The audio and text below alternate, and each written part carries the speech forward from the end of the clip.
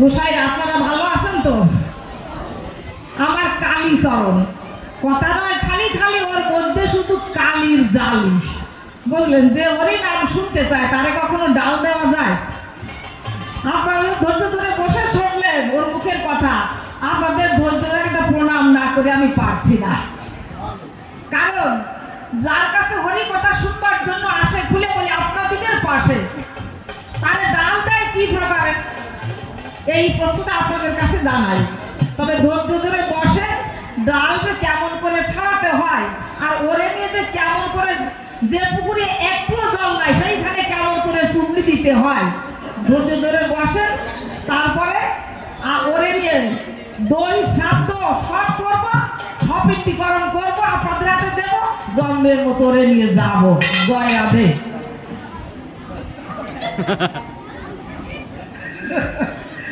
আসিয়ে গেছে, ভয় আছে মানে, তাই না? চাষির ভয় সবাই করে।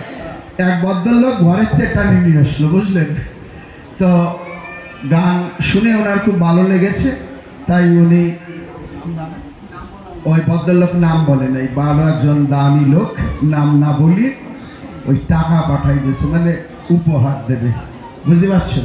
তো এই যে আশীর্বাদ, ভক্তের আশীর্বাদ, তার একটা অর্থ আছে, আর এই অর্থ হচ্ছে তার সাক্ষী। বোঝা গেল না? মানে ভক্তের আশীর্বাদ যখন পড়ে তখন তার একটা মানে থাকে, অর্থ থাকে, সেই এই অর্থ হচ্ছে তার সাক্ষী স্বরূপ। তাই এক ভদ্রলোক তিনি গান শুনে আমাকে আশীর্বাদ স্বরূপ 50টা টাকা দিলেন। ওনার নাম জানি না। দয়া দীনবন্ধুর কাছে আমার একান্ত নিবেদন, হে দয়াল, তুমি ভক্তের মনোবাসনা পূর্ণ করো।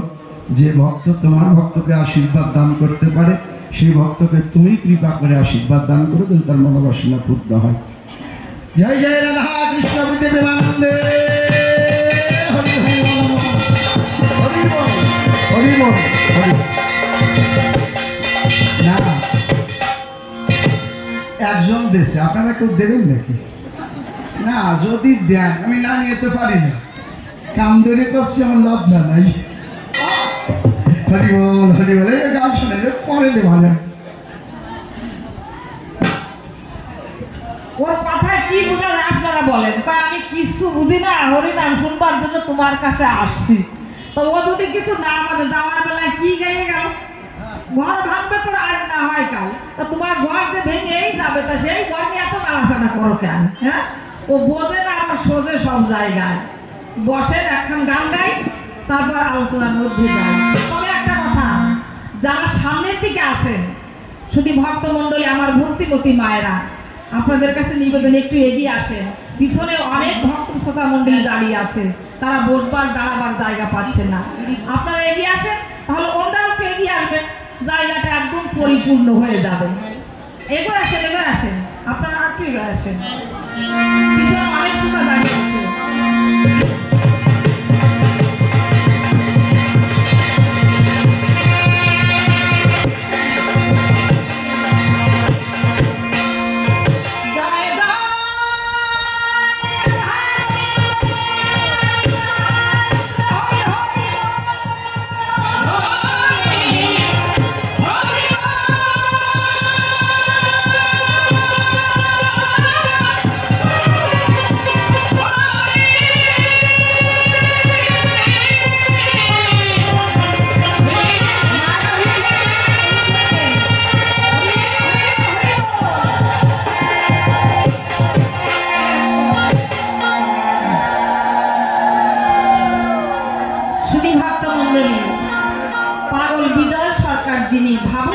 প্রেমিক কবি তিনি, তবে ভক্তের কণ্ঠে যে মালা পরিয়ে গেছে, এই যে আরাধ্য দেবতার গলায় সকালে মালা পরালে বিকাল হতে না হতে মলিন হয়ে যায়।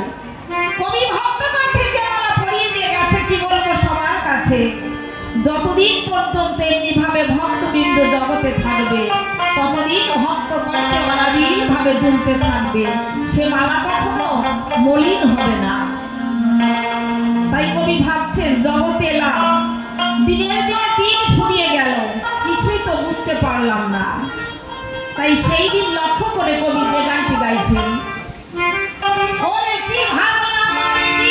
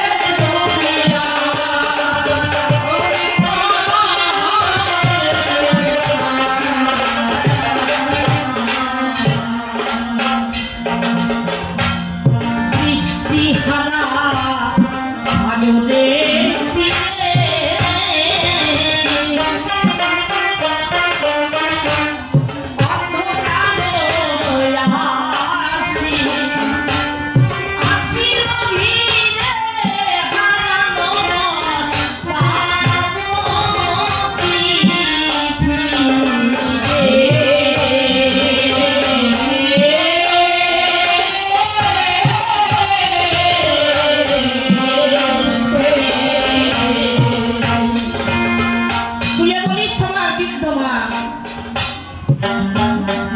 কবি আজ কোন দিনের কথা বলছে একটু বলি সবার স্থান একবার ভেবে দেখুন। বলছে দিনের দিনে শৈশব হতে ভাবলে না কবি। আমরা শৈশব হতে কি ভাবি, কি বলি, যে বয়সটা বাড়ছে। বলি না আমরা যে ছেলেটার বয়স বেড়ে যাচ্ছে, কিন্তু নয়, বয়স বাড়ছে না, বয়স কমছে। বিধাতা যখন পাঠিয়েছিল আপনাদের জানানো ভালো, প্রত্যেকের একটা আয়ুষ তালিকা নির্ধারণ করেছিল। কি? কারো 50 বছর, কারো 100 বছর, কারো 60 বছর। যখন তার একটি দিন পার হয়ে যায়, সেই তালিকা থেকে একটি দিন কাল চলে যায়। তাহলে আমরা ভুল বলি না বাবা, যে দিন বাড়ছে না, দিন কমছে। সেই দিন কমতে কমতে যখন শেষ হয়ে যায়, এই দেহ থেকে প্রাণ পাখি উড়ে গেলে তিনি ভগবানের ভুলে গিয়ে যাবে। জীবদ্দশায় একবার ভাবতে হবে বাবা, সেদিন অন্ধকারে একা একা চলতে হবে। ভাই বন্ধু আত্মীয় স্বজন কেউ থাকবে না। কেউ কি ডেকে বলবে হয়তো অন্ধ পথে তুমি পথ হারিয়ে কোন দিকে যাও, কেউ সেদিন থেকে জিজ্ঞাসা করবে না। জীবদ্দশায় ভাবতে হবে সকলের একদিন সেই দিন আসবে। তাই কবি আমার সেই জায়গায় দাঁড়িয়ে গাইলেন কি?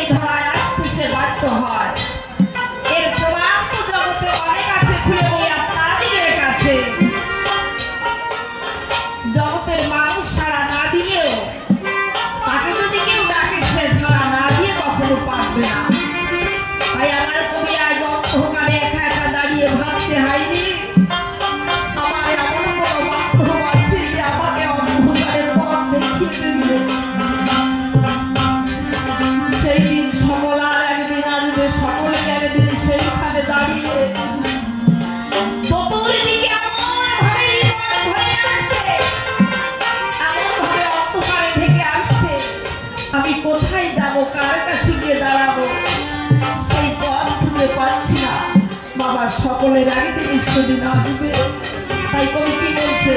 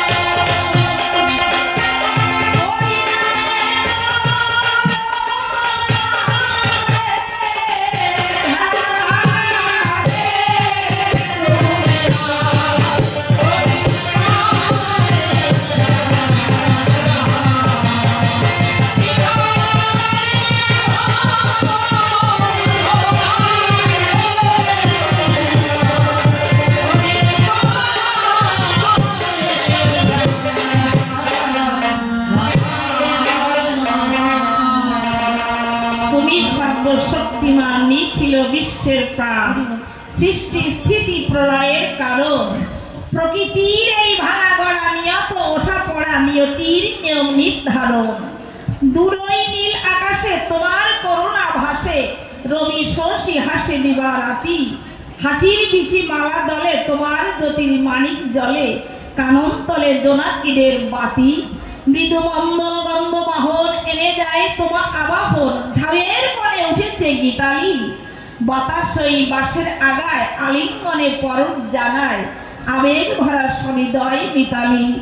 বিহগীয় বিহগ ডাকে মোহনিয়া সুখ পাগে, তুলিয়াছে মন ভুলানো তান। সুরের সুরভি লয়ে মলায় পবন চলে বয়ে, শ্রোতা হয়ে তুমি শোনো গান।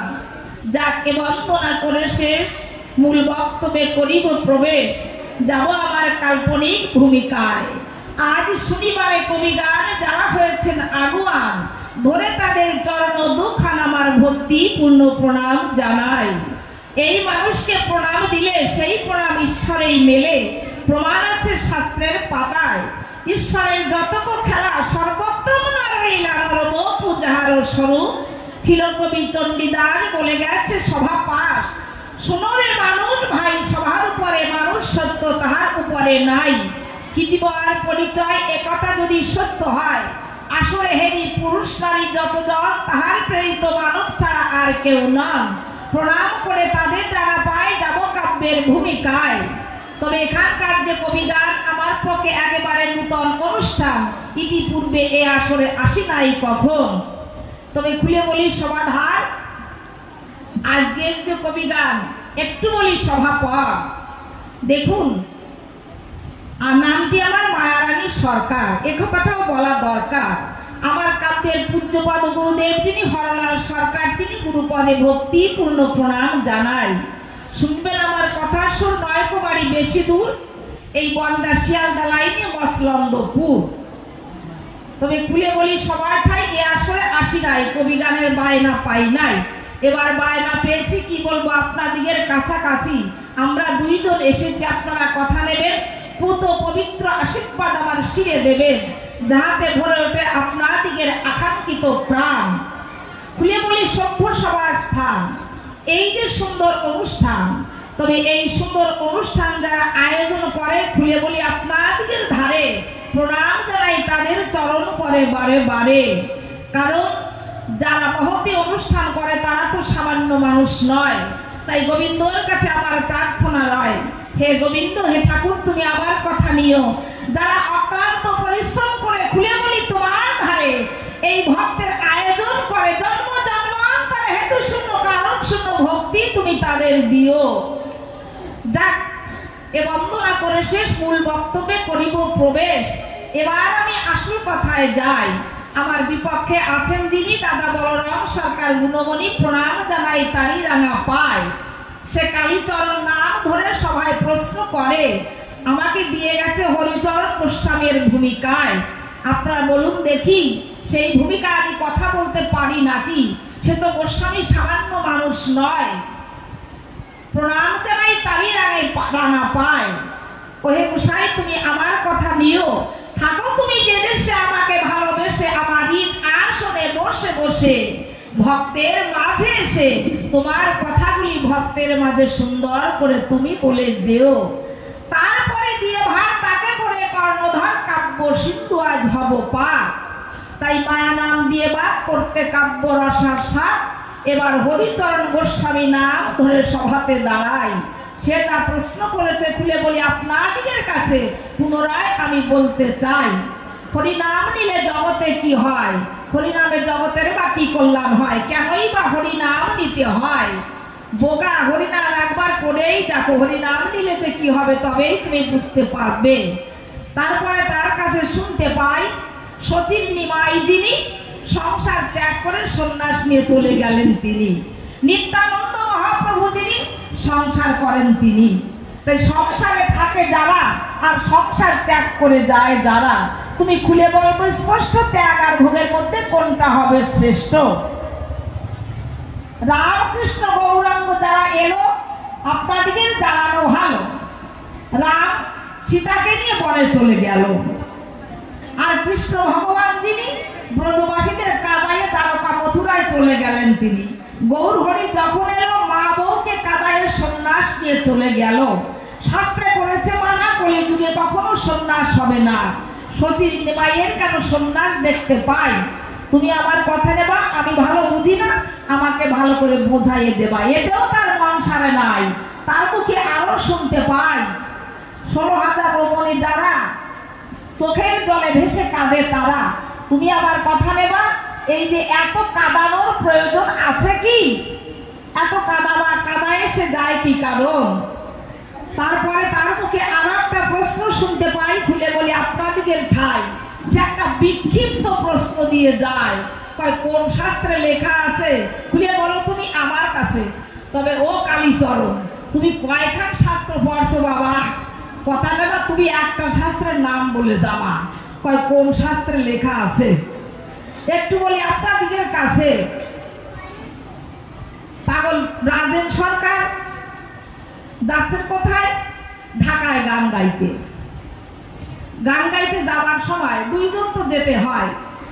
যখন লঞ্চে যায়, লঞ্চে কি করে, ফেরি করে, বই বিক্রি করে। ওনার সঙ্গে আর একজন সরকার ছিল, সে মনে মনে ভাবলো যে আজ রাজেন সরকারকে কোনো মতে আমি ঠকাতে পারি না। আজ অন্তরে আসে ভাবো এমন একটা বই পেয়েছি, এই বইয়ের থেকে প্রশ্ন করে ওই রাজেন সরকারকে ঠকাইয়ে দেব।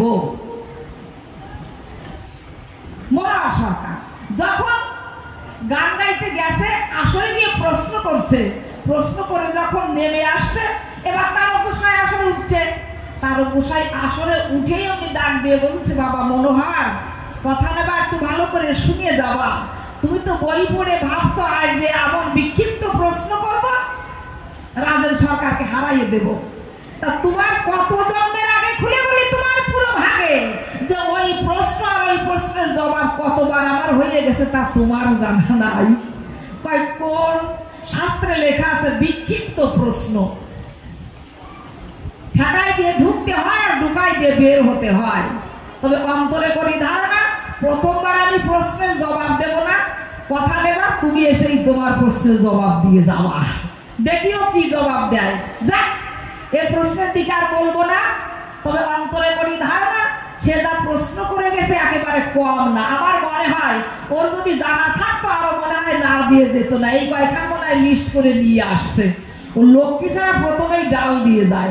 যার কাছ থেকে হরিনাম এসেছে শুনবার আশায়, তাকে যদি ডাল দেয় সে তো ঘুরিয়ে বেড়াবে, তোমার প্রশ্নের জবাব দেবে কোন জায়গায়। ও লক্ষ্মী ছাড়া বোকা, ওর এক মানে বলদ ছাড়া আর কিছু নয়। তবে যাক, আপনারা তো বসে আছেন, আপনাদের শোনায় যে হরিনাম নিলে কি হয়। এই অল্প কথায় জবাব সারা যায়। হরিনামে যে কি হয় এটাই তো বোঝা যায়। আজ কেন এত ভক্তের আগমন হয়, কিসের জন্য আসছেন বাবা মায়েরা? একটু হরিনাম শুনবার আশায়, তাই না বাবা? যেখানে হরি কথা হবে, কৃষ্ণ কথা হবে, মধুর কথা আলোচনা হবে, সেই কথা শুনে এই যে তাপিত অন্তরে একটু শান্তি পাবে। তাহলে হরিনামে কি হয় এটাই তো বোঝা যায়। এতে যদি কিছু না হতো তাহলে এত ভক্তের আগমন যেখানে হতো না বাবা। তো হরিনামে কি হয় শুনলে বুঝবে সুনিশ্চয়। দেখেন, যখন জামা কাপড়ে ময়লা জমে যায় পরিষ্কার করে কি দিয়ে? একটু বলি দাঁড়িয়ে সাবান সোডা দিয়ে। যখন চুলে ময়লা জমে একটু বলি আপনার দিকের স্বরূপে, তখন শ্যাম্পু দিয়ে পরিষ্কার করা হয়। আর যদি কারো মনের মধ্যে ময়লা জমে যায়, খুলে বলি ধর্মসভায় পরিষ্কার করতে হয় একমাত্র হরিনামের দ্বারায়।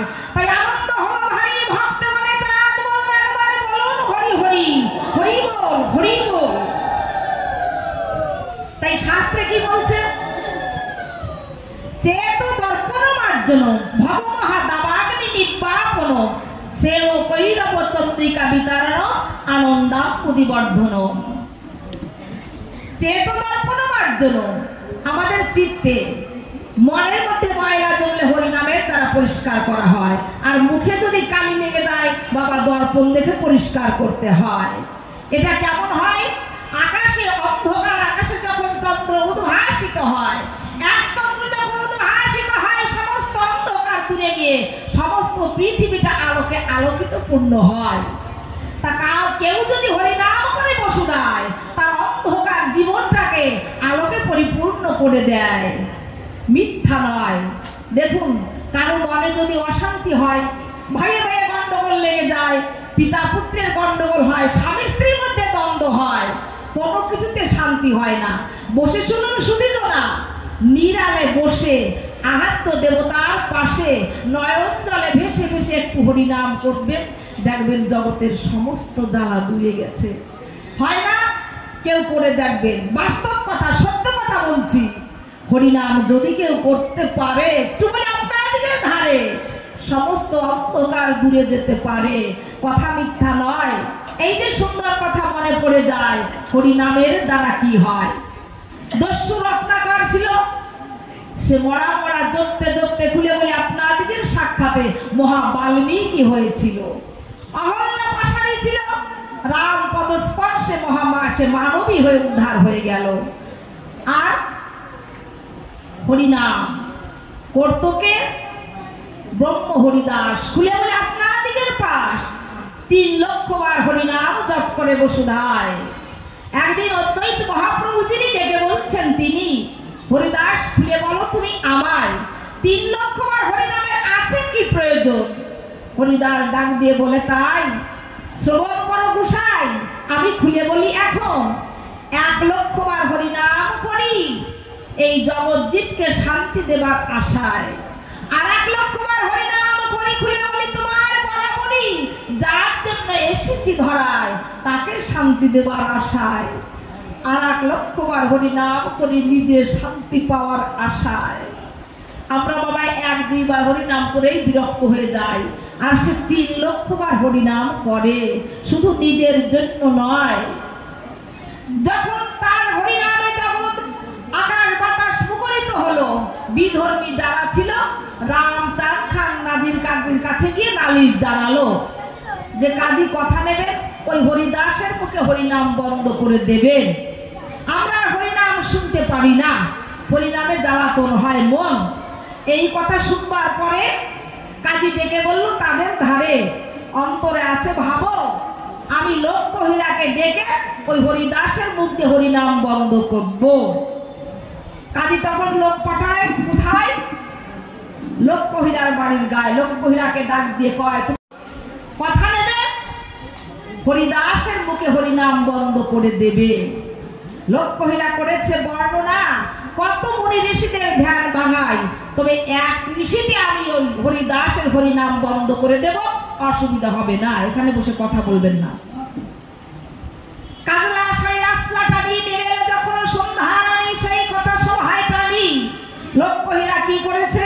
সুন্দর শাড়ি পরিধান করেছে, কর্ণে সুন্দর কুন্তল দিয়েছে, হাতে সুন্দর বলাই পরেছে, পায়ে সোনার নুপুর দিয়েছে, রুনু ঝুনু শব্দ করে চলেছে কোথায়?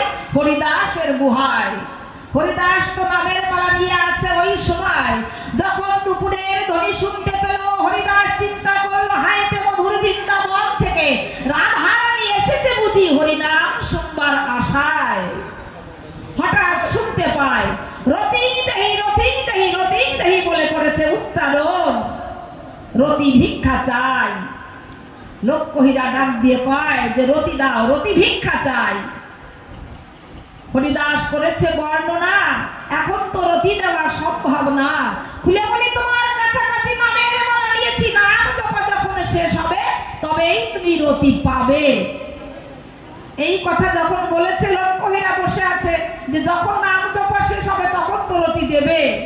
নাম জপতে জপতে খুলে বলি আপনাদের সাক্ষাতে নিশি যখন প্রভাত হয়ে যায়, লোকহিরা চিন্তা করে ওই সময় রতি নেওয়ার তার সময় নাই, আমি বাড়ির দিকে ফিরে যাই। আবার দ্বিতীয় দিনে খুলে বলি আপনাদের স্থানে ধীরে ধীরে লোকহিরা এসেছে হরিদাসের গুহায়। রতি নেহি করেছে উচ্চারণ। হরিদাস বলেছে তখন প্রথম দিনের ন্যায়, কি বলবো তোমার কাছাকাছি নামের মালা হাতে নিয়েছি, নাম জপা যখন শেষ হবে তবেই তুমি রতি গ্রহণ করবে। দ্বিতীয় দিনেও লোকহিরা হরিনাম শুনছে ওই সময়।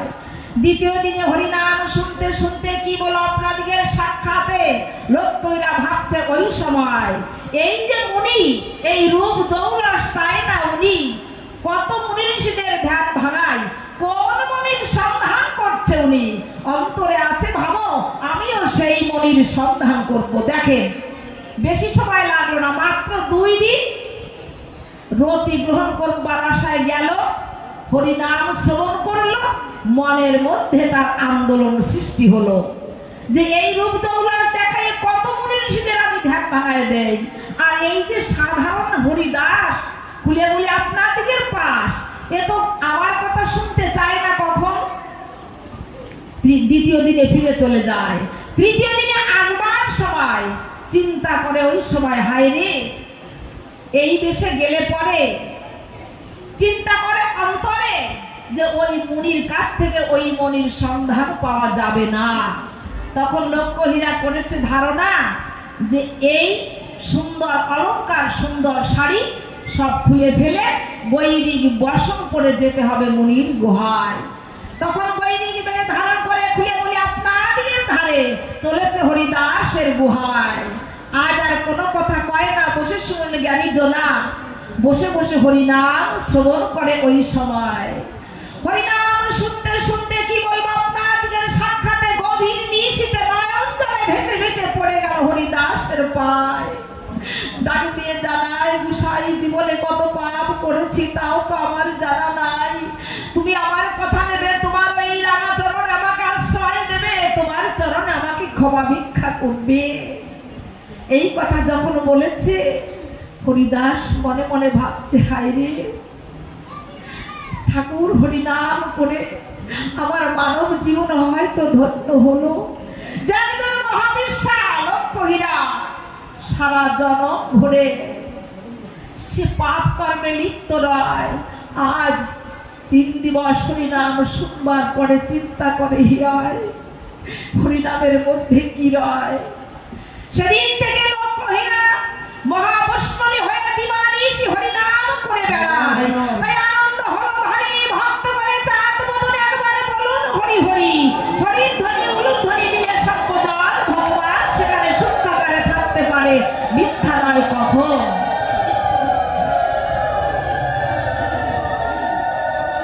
হরিনাম নিলে কি হয় বাবা, এ যদি বলা হয় সারা দিন রাত্র বললেও ফুরাবে না। হরিনাম যে করবে সেই জানবে জগতে হরিনাম নিলেই কি হয়। এই যে একটা সুন্দর কথা মনে পড়ে যায়, আপনারা খড়দ স্টেশনের নাম শুনেছেন, অনেকেই জানেন যে খড়দ একটা স্টেশন রয়। গঙ্গার কূলে ভাঙন লেগে গেছে, ভাঙন কিছুতেই থামাতে পারে না। বসে শুনুন যাইতো না, রাজা সূর্য সেন সার্কেল ভেড়া পিটিয়ে দেয়। কেউ যদি ভাঙন থামাতে পারে, অন্তরে আছে ভাবো আমার জাহ্নবী আর বসুন্ধরা 2টি কন্যা, তার সঙ্গে বিয়ে দেব। এই কথা যখন বলে দিয়েছে, সমস্ত জায়গায় সংবাদ চলে গেছে। নিত্যানন্দ মহাপ্রভু যিনি এই সংবাদ শুনলেন, তিনি হরিনাম করতে করতে ছুটে যায়। একটা ঘর হাতে নিল, আপনাদের জানানো ভালো। হরিনাম পুনিত করে কি বলবো, সমাধানে যখন গঙ্গার ভাঙনে ফেলে দিল, ওইখান থেকে গঙ্গার ভাঙন থেমে গেল। হরিনামের দ্বারা কি না হয়, হরিনাম করলেই সে বোঝে। তবে হরিনামে কি হয় দেখেন, এক বাড়ির গৃহস্থ, সে মোটে হরিনাম শুনতে পারে না, সারাদিন কর্ম করে আর রাত হলে ঘরে বসে থাকে। একদিন পাশে হরিনাম হচ্ছে, বউ ডাক দিয়ে বলছে, কথা নেবা, তুমি একটু ওই হরিনামে যাওয়া? কয় না, আমার ভালো লাগে না। কয় না, যাও না একটু। বারবার যখন বউ বায়না করেছে, কি বলবো আপনাদের কাছে, ওই হরিনামে গেছে। যখন হরিনামে যায়, কি বলবো ধর্মসভায় হরিনাম শুনে তার মনে বড় আনন্দ হয়। বাড়ি এসে ডাক দিয়ে কয়, বউ কথা নেবা? পাশে আর কোন জায়গায় হরিনাম হয় আমার একটু বলবা। অন্তরে আসে ভাবো আমি একটু হরিনাম শুনতে যাব। তাই হরিনামে কি হয়, কোন ভাগ্যে কোন জীবের শ্রদ্ধা যদি হয়, তবে তো সেই জীব সাধু সঙ্গ পায়। সাধু সঙ্গ হইতে হয় শ্রবণ কীর্তন, শ্রবণ কীর্তন হয় অনর্থ নিবর্তন, অনর্থ নিবৃত্তি হইতে চিত্ত শুদ্ধি হয়, চিত্ত শুদ্ধি হলে রুচি উপজায়, রুচি হইতে হয় কৃষ্ণ কীর্তনকুর, সেই ভাব গাঢ় হলে ধরে প্রেম নাম, সেই প্রেম প্রয়োজনে সর্বানন্দ ধাম। নিতাই গৌর হরিবল হরিবল হরিবল হরিবল। কোন জীব কোন মানুষ যে সে জীবনে হরিনাম শুনে নাই, একদিন শুনলো, 2 দিন শুনলো, শোনার পরে কি হলো, মনের মধ্যে আকাঙ্ক্ষা জাগলো ওই ব্যক্তির ন্যায়।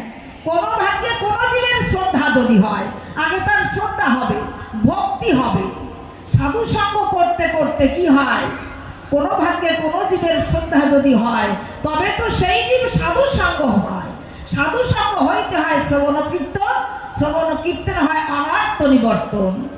সাধু সঙ্গ সর্বশাস্ত্রে কয়, সাধু সঙ্গ করবার মাত্র জীব কৃষ্ণ প্রাপ্তি হয়। এই যে আরো অনেক কথা মনে পড়ে যায়, যে একটা প্রশ্নের জবাব যদি দেওয়া হয় সারা রাত্র বললেও ফুরাবে না এই সভ্য সভায়। একটা নারদ মুনি বিনা যন্ত্রে কৃষ্ণ গুণাগুণ গায়। একদিন গোলক বৈকুণ্ঠে গিয়ে ডেকে গোবিন্দকে কয় যে ঠাকুর, জগতে হরিনাম করে বসুধায়, তবে যদি প্রকৃত সাধু দর্শন করা যায় তাহলে জীবের কি লাভ হয়? ভালো কথা বা উঠেন না, শুনে যাও। প্রকৃত সাধু দর্শন করলে জীবের কি লাভ হয়? গোবিন্দ শুনে ডাক দিয়ে কয়, নারদ কথা নেবে? আগামী দিন ঘুম ঘরে উঠে যখন যাকে তুমি প্রথম দেখবে তাকে জিজ্ঞাসা করবে। নারদ কৃষ্ণ নাম করে আর ঘুমায়। নিশি যখন প্রভাত হলো, কৃষ্ণ নাম করে নারদ নয়ন মেলল। কি দেখলো? একটা কাঠ বিড়ালি দেখতে পায়।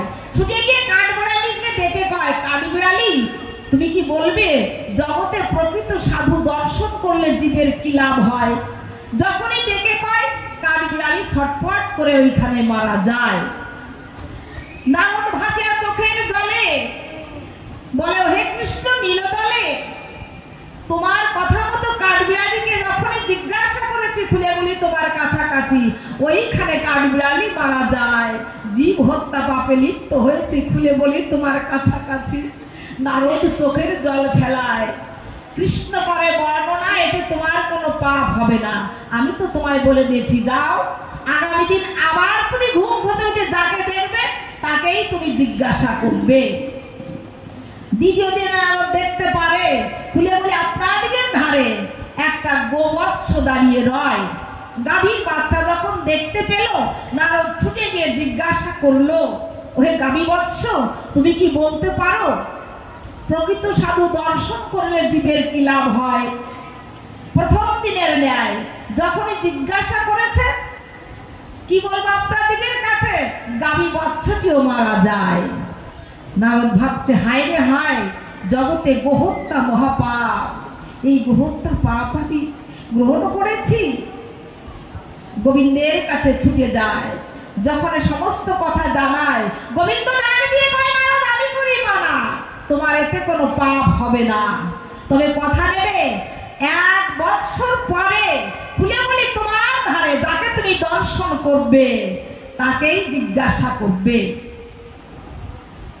নারদ প্রতীক্ষায় রয়। 1 বৎসর পরে কি বলবো আপনাদের ধারে। নারদ ঘুম হতে উঠে দেখতে পারে মায়ের কোলে সদ্য প্রসূত একটা শিশু রয়। শিশুকে নিয়ে জড়িয়ে ধরে কুদর্ম সভা করে। নারদ ডাক দিয়ে জানায়, শিশু তুমি কি বলতে পারো আমার মনের যে সুপ্ত একটা বাসনা, আমি তোমার কাছে করি বর্ণনা, প্রকৃত সাধু দর্শন করলে জীবের কি লাভ হয়? আপনারা বলুন, যে শিশু মাত্র জগতে 2-1 দিন এই ধরায় ভূমিষ্ঠ হয়েছে, সে কি কখনো কথা বলতে পারে? তার কি কখনো বাক শক্তি ফোটে? বসে শুনুন জ্ঞানী জনা, সে তো কথা বলতে পারে না।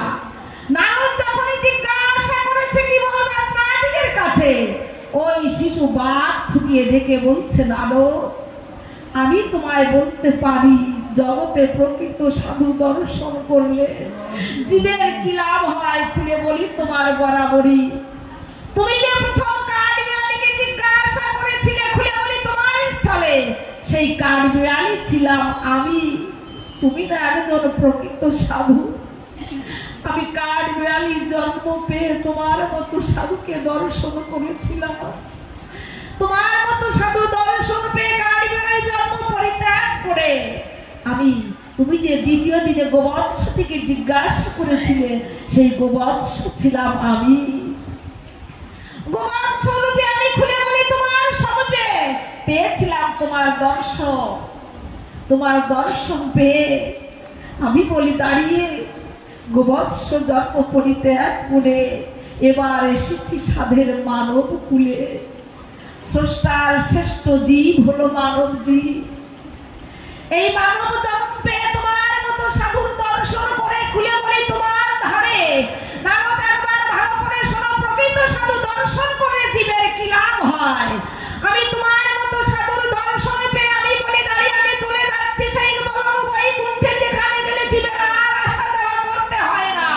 ভাই আনন্দ হলো ভাই, ভক্ত বলে চাঁদ বদনে একবার বলুন হরি হরি হরি বল হরি বল। মায়েরা উলুধ্বনি দিচ্ছেন না কেন? এত সুন্দর একটা আলোচনা, যা শুনলে পরে জগতের পিতাব যারা ছেড়ে যায়। হরি বল হরি বল।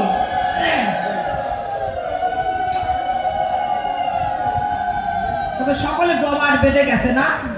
তবে আজ যে শয়তানের পাল্লায় পড়েছি ওর বাপ বেশি ভালো না, বুঝলেন? গ্রামে দু একটা শয়তান থাকে না, তার মধ্যে ওই একটা। এক ভদ্রলোক ডাক্তার, সে ডাক্তারি করে, ডাক্তারের চেম্বারে লিখে দিয়েছে আরোগ্য নিকেতন। আরো কি লিখেছে? রোগ সারলে 500 টাকা, আর রোগ না সারে ফেরত 1000 টাকা। একজন ওই গ্রামে আছে এইটার মতো, বুঝলেন? সে মোটে কাজ করে খায় না। এখন এই সংবাদ যখন পেয়েছে ছুটি আসছে, কয় ডাক্তার মশাই তা কি হয়েছে? কয় মনে মনে ভাবছি এমন রোগের নাম বলবো ও ডাক্তার আমার ওষুধ দিতে পারবে না, আর 1000 টাকা চলে আসবে আমার ঘরে। বাহ, এই চিন্তা করে গেছে ডাক্তারের ধারে, যে কয় ডাক্তার বাবু কয় কি হয়েছে? কয় শোনেন আমার শরীরে একটা জটিল রোগ হয়েছে। কয় কি রোগ? কয় আমি যে কি খাই কিচ্ছু ভালো লাগে না, কিচ্ছু বুঝি না, আমার জীবনে কোনো মোটে স্বাদই নাই। হ্যাঁ, ভাত খাই না, গু খাই, কিছু বুঝি না, বুঝলেন? কয় এই কথা? কয় এই রোগের ওষুধ আছে। কম্পাউন্ডার টেক্স দেখে বলছে কম্পাউন্ডার কথা নেবা, ওই যে 11 নম্বর ফাইলটা এনে দেবা। যখন এনে দিছে কয় হা করো। যখন হা করেছে ঢেলে দিছে। কয় কি করলেন ডাক্তার মশাই? পেট্রোল দিলেন? মানে উনি তো মোটরসাইকেল চালায়, ওই 11 নম্বর ফাইলে পেট্রোল রয়। যখন ওর জিবা ঢেলে দিছে কয় ডাক্তার মশাই কি করলেন? আমার পেট্রোল খাওয়ালেন। কয় এই তো তোমার জিবায় স্বাদ এসেছে, দাও 500 টাকা। বুঝলেন? শয়তানি জায়গায় জায়গায় ধরা পড়ে যায়। কয় এমন রোগের নাম বলবো ডাক্তার ওষুধ খুঁজে পাবে না। পেট্রোল খেয়ে বাড়ি চলে গেছে। বউ ডাক দিয়ে বলছে কি ব্যাপার, টাকা আনছো? না, ও আমার থেকে আরো 1 ডিগ্রি। কয় আমার যাবা নাকি? কয় হ্যাঁ হ্যাঁ, আর একদিন যাবো। আবার 2 দিন পরে গেছে। কয় ডাক্তার বাবু, কয় কি হয়েছে? কয় আমার শরীরে আরো একটা জটিল রোগ দেখা দিছে। কয় কি হয়েছে? কয় আমার স্মৃতি শক্তি হারায় গেছে, কিছু মনে থাকে না, আজ কি খাই কাল কি খাই কিছু মনে থাকে না। আমার ডাক্তার মশাই কি করেছে? উনিও কম না, কম্পাউন্ডার ডেকে বলছে কম্পাউন্ডার কথা নেবা, ওই 11 নম্বর ফাইলটা এনে দেবা। কয় কি ব্যাপার ডাক্তার মশাই, আমার আজকে আমার পেট্রোল খাওয়া। কয় এই তো তোমার স্মৃতি শক্তি ফিরে এসেছে, দাও 500 টাকা। বুঝলেন? এই যে শয়তান দুটো একটা ধরা পড়ে যায়। কয় দাও 500 টাকা, দিয়ে বাড়ি গেছে। বিড়েল বেজা মুখ করে গেছে। বিড়েল বেজা মুখ কেমন জানেন? ছোট্ট বিড়ালের বাচ্চা জলে সুগনি মেরে ছেড়ে দেবেন, দেখবেন কেমন অবস্থা হয়। উনার শয়তানের অবস্থাও ঠিক তাই। বাড়ির দিকে যখন গেছে বউ ডাক দিয়ে বলছে কি ব্যাপার, টাকা আনছো ঘরে? না না, কাজ হয় নাই। তা কি ব্যাপার, আবার যাওয়া নাকি? হ্যাঁ, আর একদিন যাও। আর একটা বার যেয়ে দেখি। আর কয়েকদিন পরে আবার গেছে। ডাক দিয়ে বলছে ডাক্তার মশাই কি হয়েছে? কয় আজ কয়েকদিন হলো আমি মোটে চোখে দেখি না, চোখে দেখতে পাই না। উনি কানা সেজে গেছেন, আমার কালো চশমাও পড়ছে, বুঝলেন? তাই আমি চোখে কিছু দেখি না। কালো চশমা পড়লে কি হয়, বাইরেতে সবাই দেখে যে উনি কানা মানুষ, আর ভিতরে যা দেখা যায় তা তো দেখা যায়। যারা পরে তারাই বুঝতে পারে যে কালো চশমার কি গুণ। ডাক্তার মশাই আমার ওষুধ দেন, আমি চোখে মোটে দেখতে পাই না। ডাক্তারও তো কম না। আপনারা জানেন কিছুদিন আগে সরকার কি করেছিল? 500 টাকার নোট আর 1000 টাকার নোট বাতিল করেছিল না? উনি কি করেছে? 500 টাকার 2টে বাতিল নোট ওনার হাতে ধরাই দিছে। যখন হাতে ধরাই দিছে, উনি তো কানা, আবার চশমার তল দিয়ে তো দেখতে পাচ্ছে। হাতে নিয়ে দেখে যে মোদির বাতিল করা 2টে 500 টাকার নোট। ডাক্তার বাবু আমার কি করছেন, বোকা ভাবছেন নাকি? এই যে মোদির বাতিল করা নোট দিচ্ছেন, এই তো তোমার সব ভালো হয়ে গেছে, দাও 500 টাকা। বুঝলেন? তাই শয়তানের সাথে পারা যায় না। আর একটা মনে পড়ে গেছে, বলবো নাকি?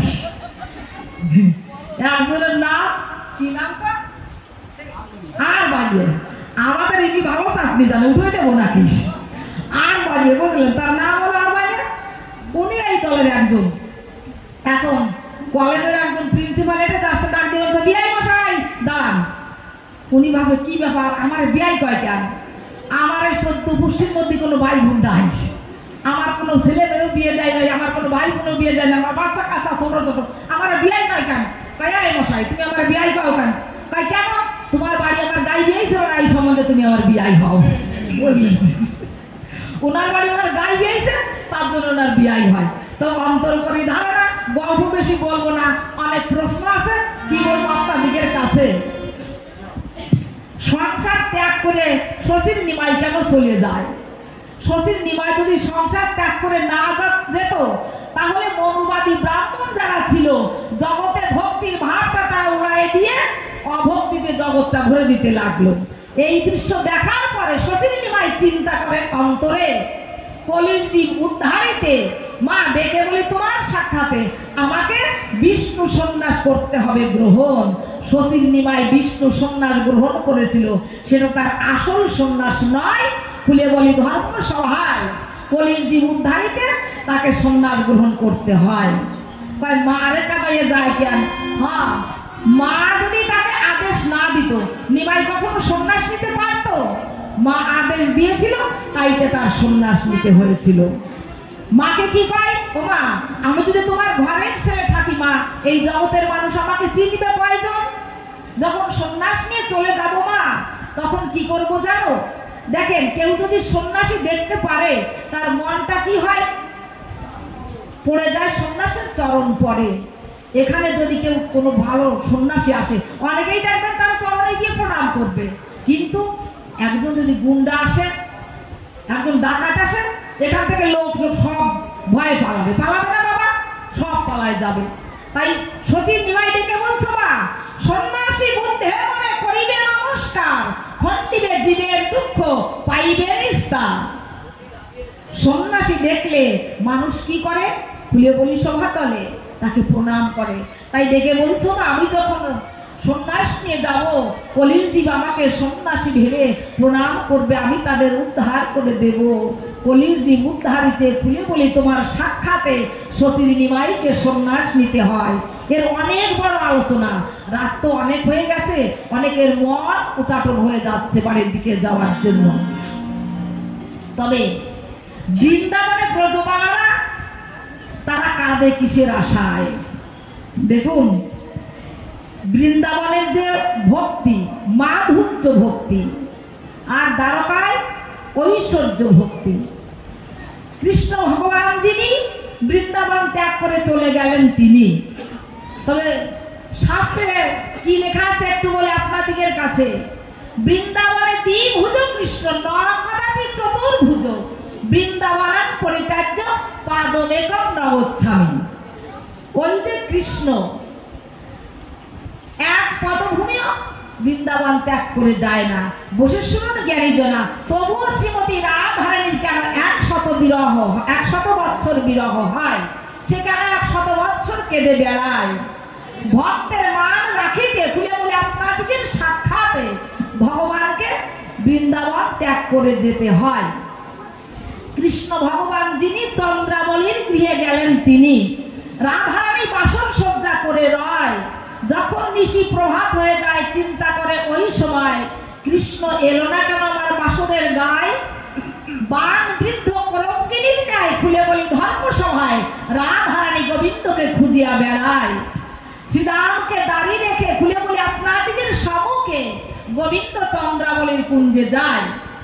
রাধারানী খুঁজতে খুঁজতে হঠাৎ শ্রীরামকে চন্দ্রাবলীর দ্বারে দেখতে পায়।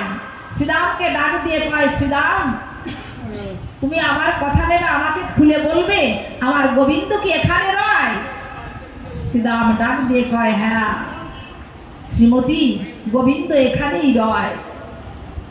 শ্রীমতী করেছে বর্ণনা, গোবিন্দকে না দেখে আমি এক মুহূর্ত থাকতে পারি না। তুমি কথা নেবে, এক মুহূর্ত দ্বারটা আমায় ছেড়ে দেবে, আমি গোবিন্দকে দেখেই চলে আসব। তুমি কি জানো না শ্রীরাম, আমি গোবিন্দকে এক মুহূর্তে না দেখলে থাকতে পারি না।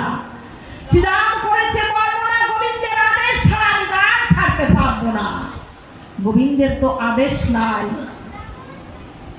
খুলে বলি সবার নিকটে দ্বার যখন ছাড়ে না মোটে, তখন শ্রীমতী রাধারানী অভিশাপ দেয়। খুলে বলি তোমার কাছাকাছি যে কৃষ্ণের জ্বালানি আমি ছুটে এসেছি, অন্তরে আছে ভাবো তুমি যেমন অসুরের ন্যায় আমার সঙ্গে ব্যবহার করছো, তোমাকে আমি অভিশাপ দেব, অচিরেই তোমাকে অসুর কুলে জন্মগ্রহণ করতে হবে। দেখেন শ্রীমতী রাধা অভিশাপ দিচ্ছে কাকে? শ্রীরামকে। শ্রীরাম তো কম নয়, কৃষ্ণের সখা, কৃষ্ণের ভক্ত। শ্রীরাম মনে মনে ভাবছে, তুমিও যে কৃষ্ণকে এক মুহূর্ত না দেখে থাকতে পারো না, আমিও তাকে এক মুহূর্ত না দেখে থাকতে পারি না। কখন তুমি যে আমাকে অভিশাপ দিলে কথা নেবে, অভিশাপ ফিরিয়ে নেবে। শ্রীমতী রাধার অভিশাপ ফিরিয়ে যখন নেয় না, বসে শুনলে গেলি জনা অন্তরে ব্যথা পেয়ে শ্রীরাম অভিশাপ দেয়। দাঁড়িয়ে দিয়ে কয় যে কৃষ্ণের জানা নিয়ে তুমি ছুটে এসেছো, ফুলে বলি তোমার ঠাই, আমিও তোমাকে অভিশাপ দিতে চাই। আমাকে যেমন অসুর কুলে জন্মগ্রহণ করতে হবে, তোমার গোবিন্দকে শত বৎসর হারা হয়ে থাকতে হবে। এই যে অভিশাপ দিল, ভক্তের মান রাখিতে খুলে বলি সবার সাক্ষাতে গোবিন্দকে বৃন্দাবন ত্যাগ করে দ্বারকায় মথুরায় যেতে হলো। কথার জবাব কথায় হয়ে যায়। খুলে বলি ধর্ম সভায় কবে গোবিন্দ যে বৃন্দাবন ত্যাগ করে যায়, ব্রজবালারা যারা ছিল গোবিন্দকে হারা হয়ে, তারা বৃন্দাবনের পথে পথে ঘুরে বেড়ায়। রসিকজ্ঞান সরকার যিনি এই দৃশ্য লক্ষ্য করে গান গেয়েছেন, তিনি গান লিখেছেন, তিনি পাগল বিজয় সরকারও লিখেছেন যে ব্রজবালারা কৃষ্ণ হারা হয়ে শ্রীমতী রাধারানীর অবস্থা কেমন। তমাল বৃক্ষ যখন দেখতে পেয়েছে, হা কৃষ্ণ প্রাণ কৃষ্ণ বলে জড়িয়ে ধরেছে। কারণ তমাল কালো, কৃষ্ণ কালো, এমন ভাব হয়েছে গোবিন্দ বিরহে যে তমাল বৃক্ষকে কৃষ্ণ কৃষ্ণ বলে জড়িয়ে ধরছে। পিছন থেকে ললিতা ডাক দিয়ে বলছে, ও রাধে, তুই যে কৃষ্ণ বলে জড়িয়ে ধরছিস, ওটা তোর কৃষ্ণ নয়, ওটা তমাল বৃক্ষ। রাধে ডাক দিয়ে কয়, সখী রে, তোরা দেখছিস তমাল বৃক্ষ, আমি দেখছি আমার কৃষ্ণ কমলাক্ষ। যারা জগতে কৃষ্ণ নাম করে, কৃষ্ণকে ভালোবাসে, তাদের দর্শন এমনই হয়। ছোট্ট একটা কথা মনে পড়ে যায়, ভক্ত অশ্বিনী ছিল না? কেমন ভক্ত ছিল!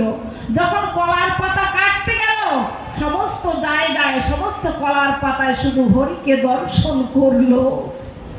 যারা রাধা ভাবের ভাবুক হয়, তাদের দর্শন এমনি মতোই হয়। তাদের আকাশে বাতাসে লতায় পাতায় সমস্ত জায়গায় তাকে দর্শন করে সর্বসময়।